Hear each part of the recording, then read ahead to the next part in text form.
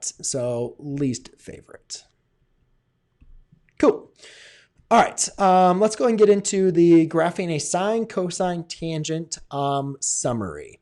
So the student asked me to talk about like graphing trigonometric functions. I'm like, all right, well, I spend a whole 90 minutes on that. So what can I give? What value can I give to you if you need help graphing these three functions? And I don't know, they just said trig. So it could have been cosecant, secant, and cotangent, but then, I mean, then it's just getting even more crazy, right?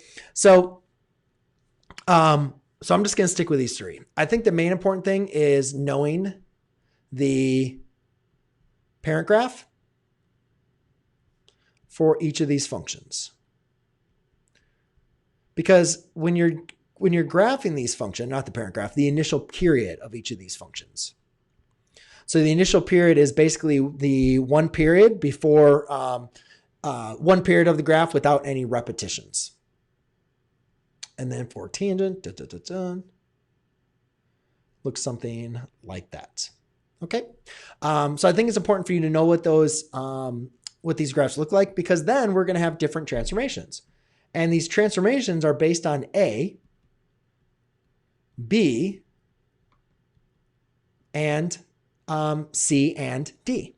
So just remember when you're doing these problems, B times X minus C, A, B, C, and D, they all impact our graphs differently. And again, also, it's kind of important. Oops, I forgot I should use cosine.